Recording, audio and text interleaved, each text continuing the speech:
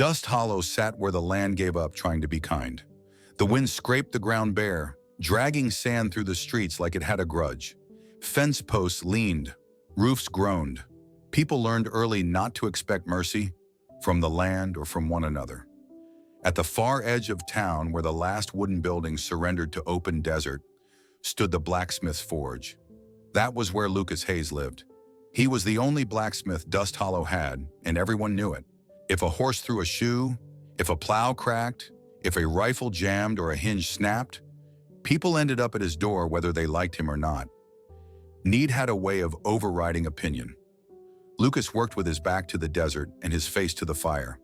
Every morning before the sun cleared the hills, he stirred the coals and fed the flames until the forge breathed hot and steady.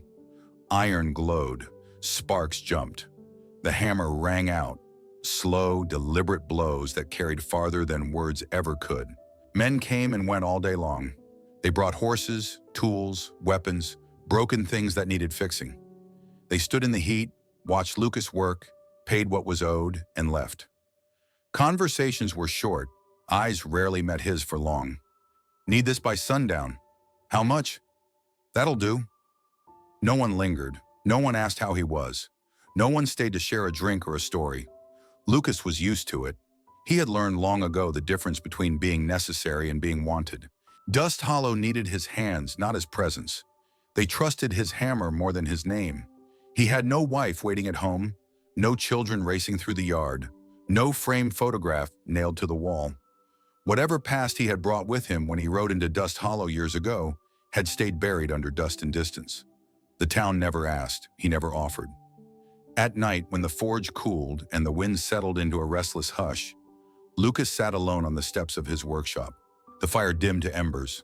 The desert stretched out behind him, vast, indifferent, honest in its emptiness. Silence was his companion. Some men drank to fill it, others chased noise or trouble. Lucas let it sit. He had learned that silence, like iron, could either break a man or shape him.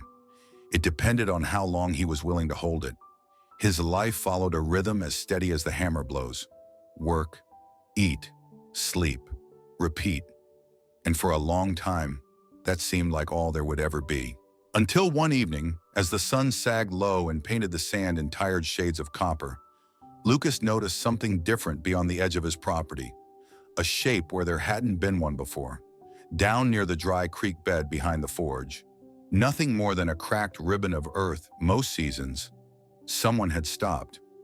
A horse stood tethered, ribs faintly visible beneath a dull coat. A small canvas shelter was taking form, poles pressed into stubborn ground. Lucas watched from a distance, wiping soot from his hands. A woman, alone. She moved with quiet efficiency, no wasted motion, as if she knew exactly how much daylight she had left and intended to use every breath of it. Her clothing marked her clearly. Apache, not a disguise, not an apology. Dust Hollow did not welcome Apache neighbors. Everyone in town knew that. The usual stir of curiosity never came. No crowd, no questions. Just a subtle tightening in the air, like a storm gathering its thoughts. Lucas felt it too. He told himself it was none of his concern. People came and went. The desert swallowed most stories before they ever found a beginning. He turned back to the forge, closed the shutters, and let the fire die down for the night. But later, lying on his narrow bed, he found sleep slow to come. The wind carried faint sounds from the creek bed, the rustle of canvas, the soft snort of a tired horse. Proof that the woman was still there. Proof that she had chosen to stay, at least for the night. Lucas stared at the ceiling, the smell of iron still clinging to his skin. He did not know her name. He did not know her story. All he knew was this. Life at the edge of Dust Hollow had always been quiet, predictable, lonely in ways a man could learn to survive. And now, without warning, something had shifted. Not loudly, not dramatically, just enough to make the silence feel different. Just enough to suggest that the desert had not finished shaping him yet. She arrived at dusk. The sun was low and bleeding red across the horizon when Dust Hollow first noticed her. Just a lone figure moving against the light, leading a thin, tired horse toward the strip of land no one ever claimed. The ground there was cracked and mean, Too close to the dry creek to farm, too far from town to feel safe. It was the kind of place people passed without seeing. She stopped there anyway. An Apache woman wrapped in a worn, dust-darkened shawl, her hair pulled back tight against the wind. The horse dropped its head as if relieved to be allowed to stop. She said nothing to anyone. She did not ask permission. She did not look around to see who was watching. She simply began to build. Canvas came out of her pack. Poles followed. Stones were set with care to keep the wind from stealing what little shelter she could raise before night fell. Every movement was measured, efficient, shaped by long practice and the understanding that daylight was a thing you respected, or paid for later. From the first moment, the town reacted. Not loudly, not openly, but Dust Hollow had a way of speaking without using its voice. Men paused mid-step. Women lingered at windows longer than usual. Conversations bent in her direction and then snapped shut the moment she passed from view. "Apache don't stay long," someone muttered near the general store. "Rides in alone? That's trouble already," another said. "No good ever comes of it," a third voice added, quieter but no kinder. No one went to greet her, no one offered water, no one told her she couldn't stay. They simply waited for her to leave, or for something bad to prove them right. She ignored all of it. When the last strip of sun vanished and the desert cooled enough to breathe, her small camp stood finished. A fire flickered low, controlled, fed sparingly. She tended it the way a person tends something precious, not indulgent, not afraid. She did not step into town that night. She did not walk its streets or peer into its windows or ask about work or shelter. She stayed where she had planted herself, as if Dust Hollow were something to be endured, not approached. Lucas Hayes saw all of it from a distance. He stood near the open doors of his forge, arms resting loosely at his sides, soot still streaking his hands. He had finished for the day, the fire banked low, the tools set where he could find them again in the morning. Normally, this was the hour when he turned inward, toward routine, toward quiet, but his eyes kept drifting back to the creek bed. He didn't feel curiosity, not the sharp kind anyway. There was no itch to know her name or her reason. Life on the frontier had taught him that people arrived carrying burdens they didn't want examined. What struck him was something simpler. She didn't hesitate. Most folks who drifted into Dust Hollow hovered first. They lingered on the edge, measuring the place, waiting to see if it might soften for them. This woman hadn't paused long enough for doubt to catch her. She had chosen a place no one wanted, and stayed. The horse shifted, restless. Lucas watched as she murmured something low and steady, her hand resting briefly against its neck. The animal calmed. Trust, earned or assumed, settled between them like a quiet agreement. Darkness crept in. Stars came sharp and cold. Still she stayed. The town kept its distance, but its eyes were everywhere. A few men laughed too loudly at the saloon, pretending not to look. A pair of boys were yanked back by their mother before they could wander too close. Someone spat in the dirt and shook their head. "She won't last the week." Lucas said nothing. He turned back into the forge and closed the doors, but the image followed him. The steady way she worked, the absence of fear in her posture, the calm refusal to be chased off by silence. That night, the wind picked up, sliding through Dust Hollow like a blade. It rattled loose boards and whispered through the dry grass near the creek. Lucas lay awake longer than usual, listening. Somewhere beyond his walls, the Apache woman's fire still burned. She could have moved on. Anyone in her position would have understood why, but she didn't. And in a town built on waiting for trouble, that simple act, staying, felt like the beginning of something no one was prepared to name yet. The wind came in hard that night, sharper than it had any right to be. It swept across the desert with a low, angry sound, dragging cold through the gaps in walls and rattling anything loose enough to answer it. Dust Hollow went quiet early, doors barred, lamps turned low, the town settling into the kind of uneasy sleep that came from knowing the land could turn on you without warning. Lucas had already banked the forge fire when he heard it. A horse. Not the steady, impatient snort of an animal tied too long, but something broken in the sound. High, uneven, carrying panic on its breath. It cut through the wind just long enough to reach him, then vanished again. Lucas froze, listening. The sound came once more, closer to the dry creek. He pulled on his coat without thinking, grabbed the canteen from the peg by the door, and stepped out into the night. The cold bit immediately, sliding under his collar and down his spine. The moon was thin, offering little help, and the desert stretched out pale and unforgiving. The horse's cries led him straight to the creek bed. She was there, collapsed near the edge of her camp, one hand buried in the dirt as if she had tried to hold herself upright and failed. Her lips were cracked and pale, her breathing shallow and uneven. The horse stood nearby, shifting anxiously, its reins dragging in the sand. There was no one else. No light from town, no voices, no help coming. Lucas knelt beside her, careful, deliberate. He checked her breathing without touching more than he had to, watching the rise and fall of her chest, the slight tremor that ran through her frame. Dehydration, maybe exhaustion layered on top of it, the desert taking its due. He uncorked the canteen and brought it close, tilting it slowly so a few drops touched her lips. He waited, patient as stone, until she swallowed on instinct. Another careful sip followed, then another. He did not rush it.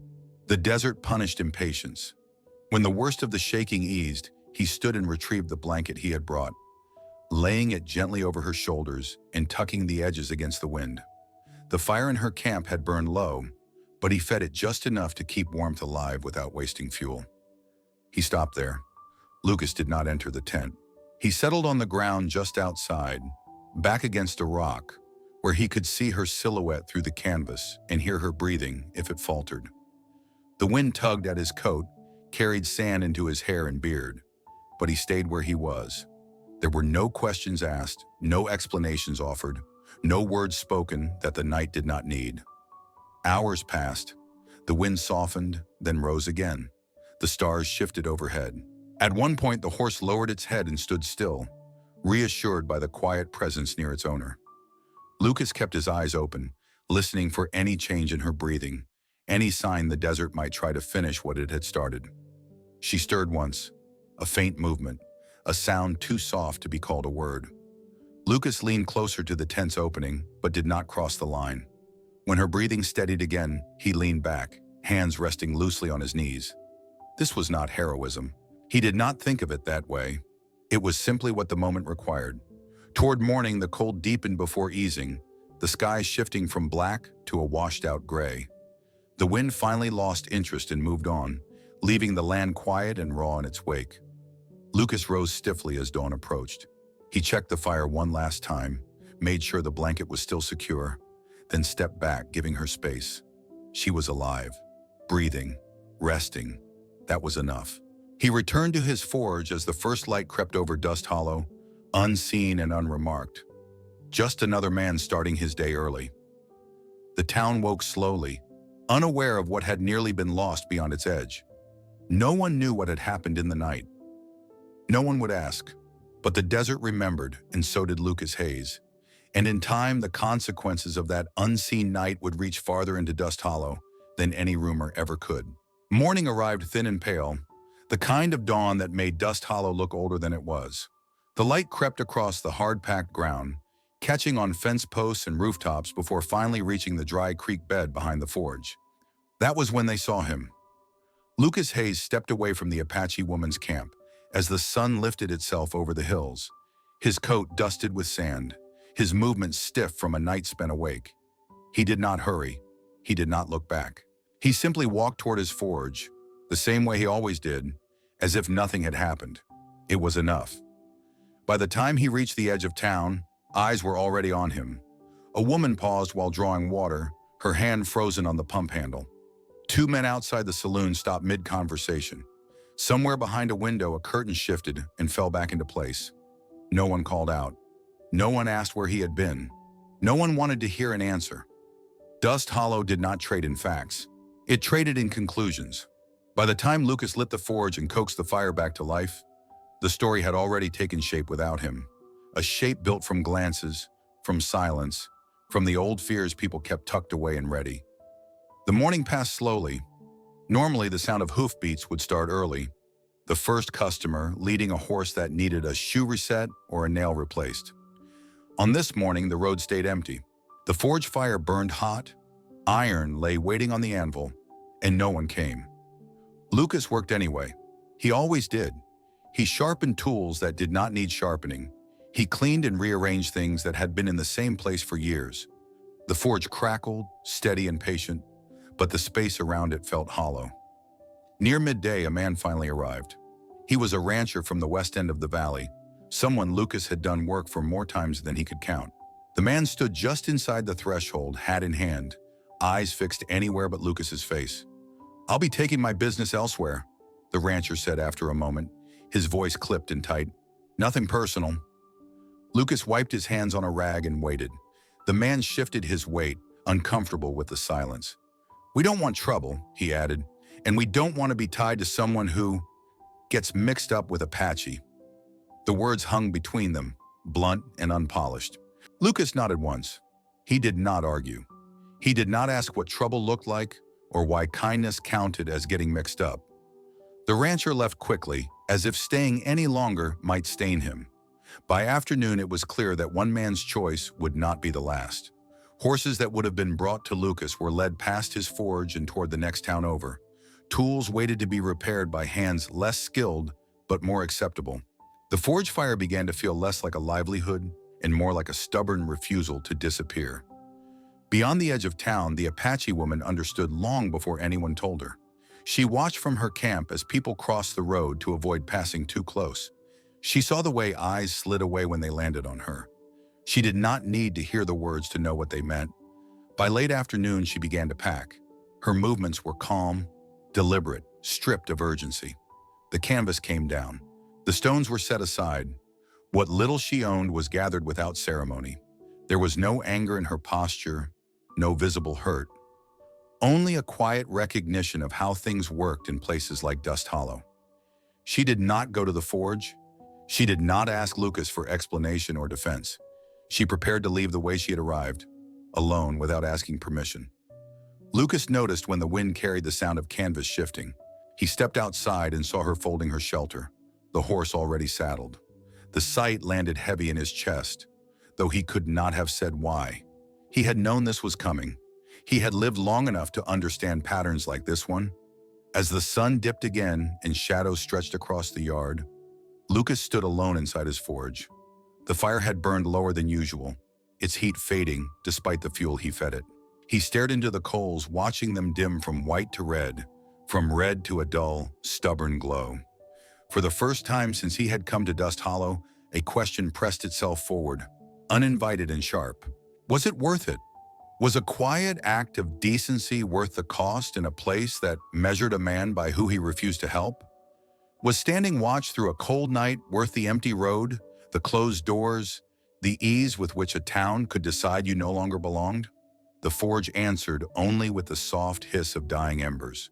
Lucas Hayes did not yet know the answer. He only knew that the fire was cooling, the desert was watching, and Dust Hollow had made its judgment long before hearing the truth. Lucas did not follow the rumors. He did not ride from house to house offering explanations, nor did he stand in the street demanding to be heard. Dust Hollow had already decided what kind of man it believed him to be. And Lucas understood something the frontier taught early. Words rarely survived contact with fear, so he stayed. Each morning he opened the forge the same way he always had. He stirred the coals, fed the fire, set his tools in order. The hammer rang out over the empty road, steady and unhurried, even when no one came to answer its call. Iron met iron, sparks scattered and died. The work remained honest, whether it was witnessed or not. There were fewer customers now. Some days there were none at all. The forge, once a place of constant traffic, felt hollow, its walls holding more echoes than voices. Lucas worked through it without complaint, shaping metal that might never be used, repairing tools that belonged only to himself. Work, he had learned, was a way of standing upright when the ground beneath you shifted. Beyond the forge, the Apache woman's camp thinned. Her strength returned slowly, measured in small things. The color came back to her face. Her steps grew surer. When she moved, she did so with purpose, as if each action were already part of a larger decision she had finished making. Lucas saw her preparing to leave and understood at once. She was not running. She was choosing. In places like Dust Hollow, staying carried a cost that was rarely paid by only one person. She had seen the empty road outside his forge. She had felt the weight of eyes that refused to meet hers. Whatever kindness he had shown her, she had no intention of letting it become a mark that followed him for the rest of his life. Late one afternoon, she approached the edge of his property for the first time. Lucas was at the anvil when he noticed her, the hammer pausing mid-swing. She stopped a few paces away, close enough to be seen clearly, far enough to respect the space between them. Her posture was composed, her expression steady. There was no accusation in her eyes, no plea. She spoke briefly, her voice low and even. She would be leaving at first light. She did not thank him, not because she was ungrateful, but because gratitude had weight, and she would not put more of it on his shoulders. She only inclined her head once, a gesture that carried more meaning than words ever could. Lucas nodded in return. There were no promises made, no talk of what might come next, no assurances offered that paths would cross again. They both knew better than to build hopes on ground this unstable. When she turned away, Lucas did not call after her. He returned to his work, the hammer falling back into rhythm. Each strike landed with a quiet certainty, as if the iron itself understood the choice he was making. He could have asked her to stay. He could have told her that the town's judgment did not matter to him, that he would bear it gladly. But those would have been words. And on the frontier, words were the weakest currency a person could spend. Night fell, and the forge fire burned low. Lucas sat on the steps, listening to the desert settle around him. Somewhere beyond the reach of his sight, the Apache woman continued packing, preparing for a road that offered no guarantees. He felt the weight of the choice he had made, heavier now that it was quiet. Staying meant accepting what Dust Hollow thought of him. It meant enduring the cold shoulder, the empty road, the knowledge that his name would be spoken carefully, if at all. Yet even as doubt brushed the edges of his thoughts, he did not regret the night by the creek. He had done what the moment required. He had stayed when leaving would have been easier. And whether the town ever understood or not, that was a truth he could live with. Out here, right and wrong were not decided in arguments or settled by reputation. They were tested over time, measured in seasons and survival, proven not by speech but by endurance. Lucas Hayes remained at his forge, hammer in hand, rooted to a place that no longer welcomed him. And in a land where most people fled at the first sign of judgment, that quiet refusal to leave would matter more than anyone yet realized. The drought arrived without ceremony, the way most disasters did in Dust Hollow. The creek dried down to a string of muddy pockets. Wells sank lower by the day. Livestock grew skittish, ribs showing through hide as the land tightened its grip. Dust hung in the air so thick it seemed to scratch the lungs, and every conversation bent back to the same question. How long before something finally gave way? It was the boy who fell first. He was no more than 8, riding too fast on a horse that had gone thirsty and restless. The animal stumbled on hard ground, pitched forward, and threw him clean into the dirt. By the time his father carried him into town, the boy's skin burned hot beneath the touch, his eyes unfocused, his body shaking with a fever that rose as the sun climbed higher. People gathered, helpless and tight-faced. Someone laid the boy out on a table in the back of the general store. Another man ran for water that barely filled a cup. A woman whispered prayers that sounded more like bargaining than faith. Every few minutes, someone mentioned the doctor, then fell quiet when the distance was remembered. 2 days away, maybe more if the heat worsened. By mid-afternoon, the boy was slipping in and out of consciousness. His breathing came shallow, uneven. Panic crept in, slow and corrosive, turning neighbors against one another as they searched for blame instead of answers. Lucas stood at the edge of the room watching. He had been called because people did not know who else to summon, because habit ran deep even when trust did not. He felt the weight of the moment pressing against his ribs, the sense that time was running short in a way the frontier never forgave. His eyes drifted, unbidden, toward the far end of town, toward the strip of land near the dry creek where the Apache woman's camp still stood, half-packed but not yet gone. He thought of the herbs he had seen her drying in the shade, of the way she rationed water, how she understood the land's language without asking it to be kinder than it was, of the quiet confidence with which she had tended herself back from the edge days earlier. The murmurs around him grew louder. We need to do something. He's burning up. Why hasn't the doctor? Lucas stepped forward before doubt could catch him. His voice carried farther than he expected, cutting clean through the room's rising noise. "If you want the boy to live," he said evenly, "let her help him." The words landed hard. Faces turned, some with confusion, others with immediate resistance. A few people stiffened as if he had struck them. Someone muttered her name under their breath like it tasted bitter. "That Apache woman?" a man snapped. "You can't be serious." Lucas did not raise his voice. He did not argue. He simply held his ground. "She knows herbs. She knows water. She knows how to keep a person alive when the land tries to take them." A heavy silence followed. Fear wrestled with pride, with old hatred, with the instinct to protect what little order Dust Hollow thought it had. The boy's father looked down at his son, then back at Lucas, desperation cracking something open in his eyes. "Bring her," he said finally. Not as a request, but as surrender. No one moved to fetch her. No one volunteered. Lucas went himself. He found her near the edge of her camp, hands busy with a bundle she had been preparing for the road. When he told her what had happened, she did not hesitate. She gathered what she needed with swift, practiced movements and followed him into town without asking who would welcome her, or who would not. Inside the store, the air felt thick with judgment. She knelt beside the boy without ceremony, checked his breathing, pressed fingers gently at his neck and wrist. She spoke little, focusing instead on the work. Water was measured carefully, mixed with crushed leaves and roots that carried a sharp, clean scent. She cooled his skin, steadied his breathing, coaxed his body back from the brink inch by inch. Hours passed. No one apologized. No one thanked her aloud, but they stepped back. They made room where before there had been walls. They brought what she asked for when she asked for it. They watched quiet now as the fever began to break and the boy's breathing deepened into something closer to rest. By nightfall, the danger had eased. The Apache woman rose slowly, exhaustion etched into her posture, and Lucas saw something shift in the room. Not acceptance, not forgiveness, but recognition. The kind that came only when survival outweighed belief.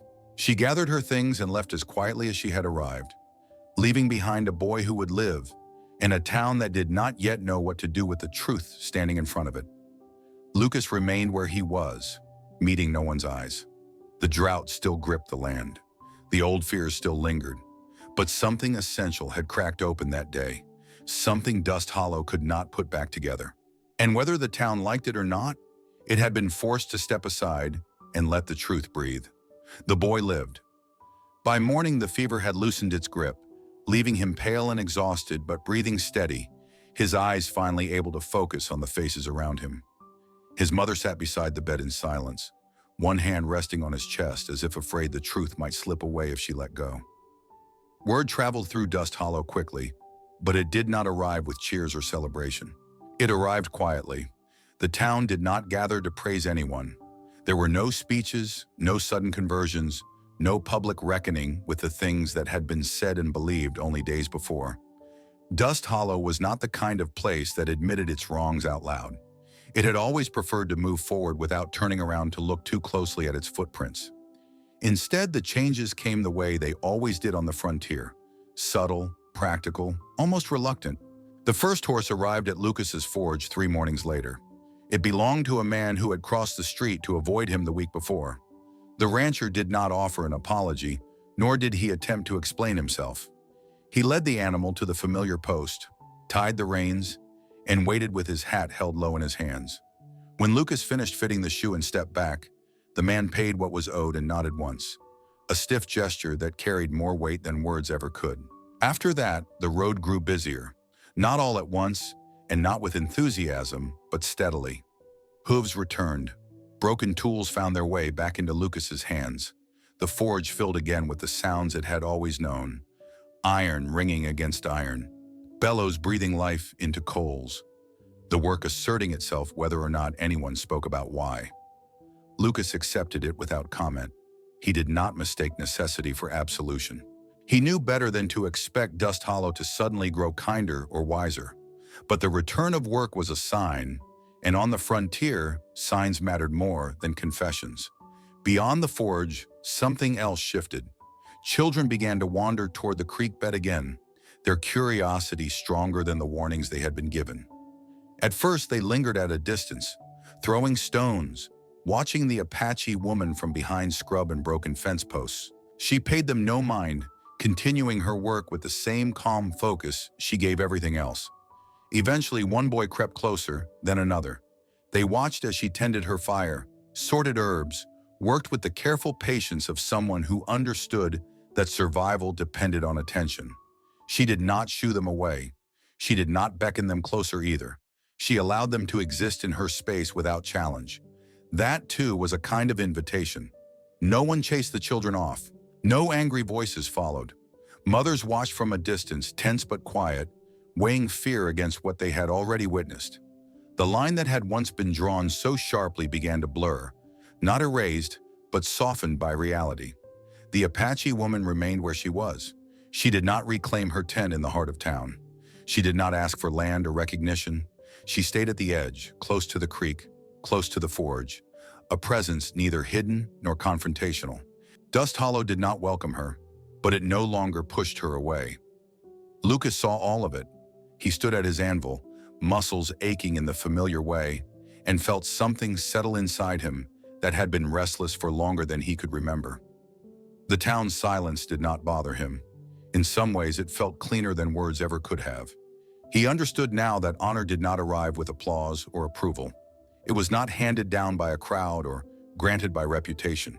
Honor was what remained when there was nothing left to defend yourself with. No explanations, no allies, no certainty of outcome. It was the choice to stand your ground when retreat would have cost less. Lucas had not stayed because he expected anything in return. He had stayed because leaving would have been a lie he could not live with. The forge fire burned, the desert watched, and the truth held its place without needing to be named. Dust Hollow went on as it always had, harsh, stubborn, imperfect. But something had been proven, quietly and irrevocably. The boy lived, the work returned, the woman remained. And Lucas Hayes, standing at the edge of town, with his hands blackened by honest labor, finally understood that dignity was not something you earned from others. It was something you refused to abandon. After the boy recovered and the town's attention drifted back to its own concerns, life in Dust Hollow settled into a quieter rhythm. Nothing was declared changed, yet nothing returned to how it had been before.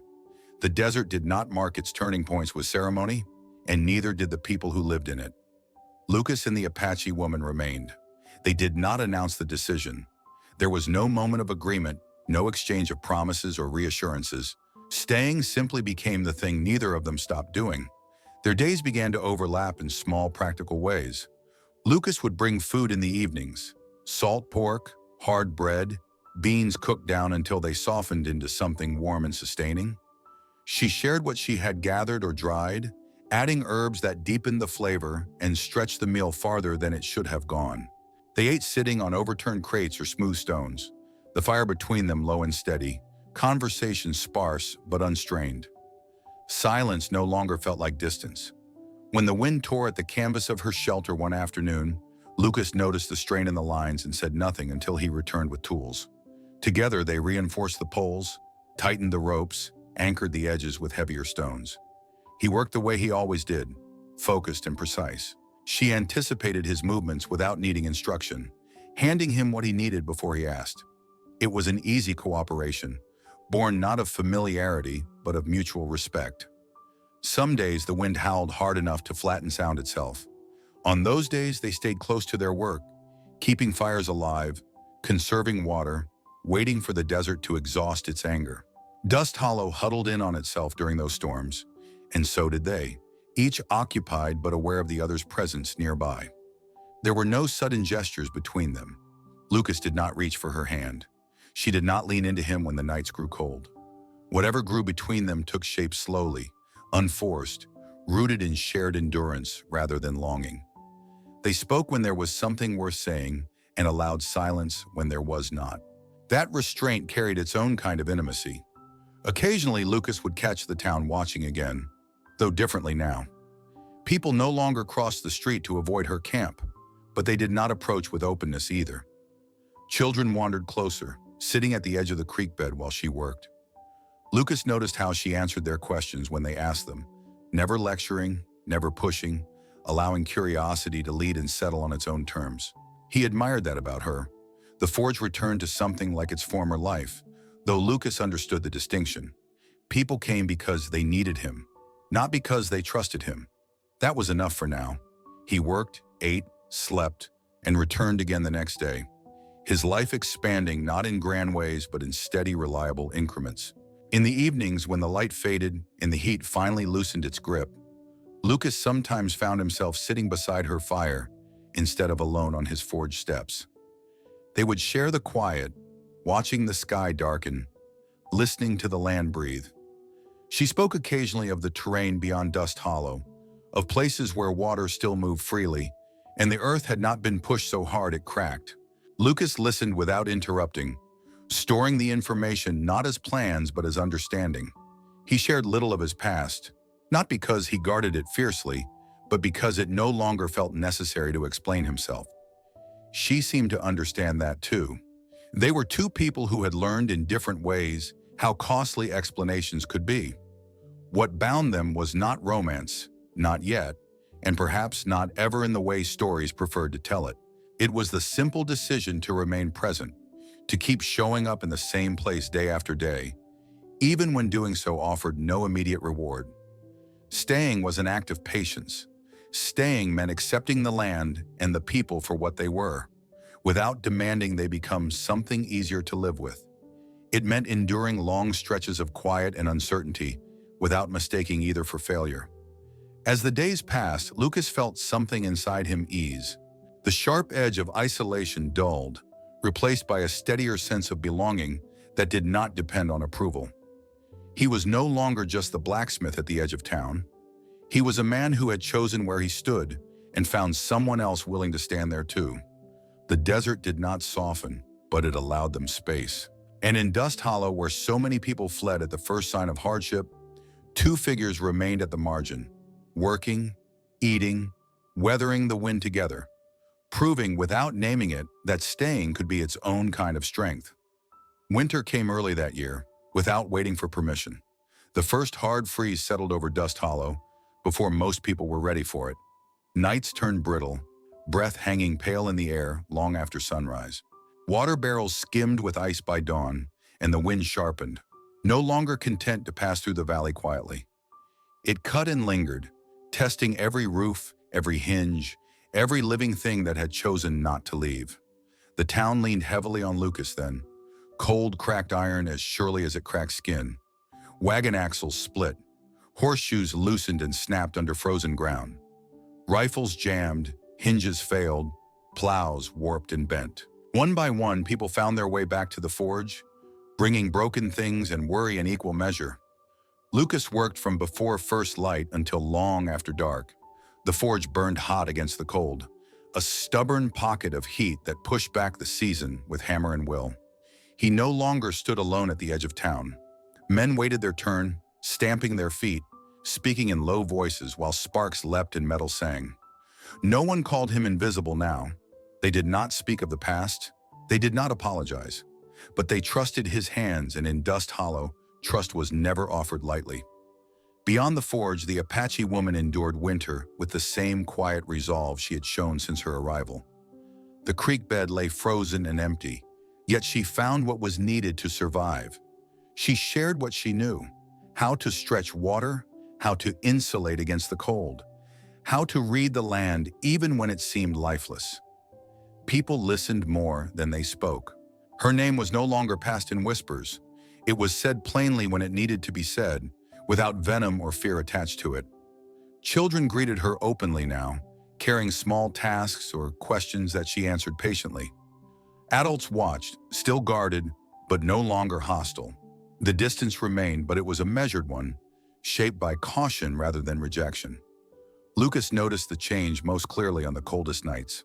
When storms rolled in, people checked their gear more carefully. They made sure the forge stayed stocked with fuel. Someone left firewood stacked near the edge of his property without comment. Another offered supplies she had gathered herself, nodding once before turning away.